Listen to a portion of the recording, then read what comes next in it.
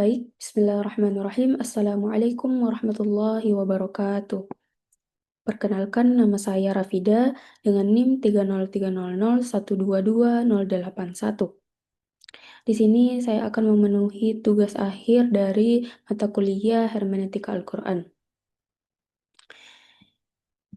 Judul saya bertemakan Hermeneutics of Muhammad Abid Al-Jabiri. Langsung saja, materi ini membahas pemikiran hermeneutika dari Muhammad Abid Al-Jabiri, yaitu seorang pemikir Muslim kontemporer asal Maroko. Ia terkenal karena gagasan-gagasannya yang kritis terhadap cara penafsiran Al-Quran yang berkembang di dunia Islam, khususnya dalam membedakan pendekatan Timur dan Barat dalam memahami teks suci Al-Quran.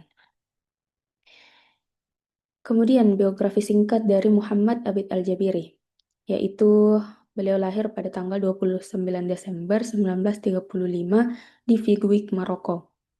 Ia memulai pendidikan dari madrasah diniyah hingga memenuhi studi filsafat di Universitas Damaskus dan di Universitas Muhammad fi Rabat, di mana ia menjadi doktor filsafat pertama di Maroko.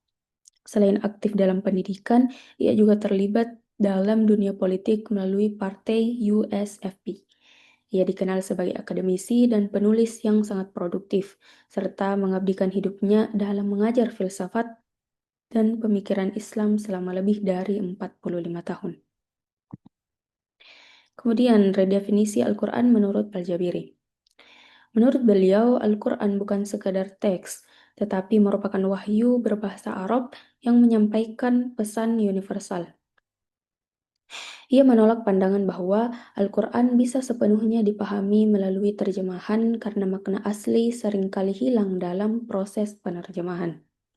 Oleh karena itu, Al-Quran harus dipahami melalui pendekatan yang mempertimbangkan aspek sejarah, budaya, dan bahasa Arab yang digunakan saat pewahyuan. Kemudian kritik terhadap terjemahan Al-Quran. Abid Al-Jabiri ini menekankan bahwa setiap bahasa mencerminkan cara berpikir suatu masyarakat, yang dimana mengalihbahasakan Al-Quran ke dalam bahasa lain tidak hanya mengubah kata-kata, tetapi juga menggeser maknanya. Karena itu, memahami Al-Quran sebaiknya dilakukan dalam bahasa Arab dengan mempertimbangkan konteks linguistik dan budaya Arab untuk menghindari kesalahpahaman terhadap pesan-pesan ilahi. Ada 3 metode penafsiran beliau, yaitu mengkritiki 3 metode interpretasi Al-Quran yang selama ini digunakan. Sering digunakan yaitu yang pertama metode Bayani yang fokus pada aturan bahasa dan teks. Kemudian Irfani lebih menekankan pengalaman spiritual dan intuisi saja. Sedangkan Burhani menggunakan pendekatan logika dan rasionalitas, yang dimana bagi Abid Al-Jabiri, metode yang paling ideal adalah metode Burhani ini, karena mengedepankan akal dan bukti rasional. Kemudian metode Bayani dan kritiknya, di mana metode Bayani adalah metode klasik yang banyak digunakan oleh ulama seperti Imam Syafi'i. Ia menekankan pada nas, qiyas, dan ijma'. Namun, Abid Al-Jabiri mengkritik metode ini karena terlalu bergantung pada pendekatan tekstual yang terputus dari aspek sosial dan rasionalitas. Ia melihat bahwa metode ini berkembang di dunia Islam Timur yang menyebabkan keterbatasan pemahaman dan realitas secara menyeluruh. Kemudian perbedaan Timur dan Barat dalam Islam. Menurut Al-Jabiri, pemikiran Islam di Timur didominasi oleh metode Bayan dan Irfani, sementara di Barat lebih rasional dan mengedepankan metode Burhani. Ia menyebutkan bahwa ada pemisahan epistemologi antara dua dunia ini.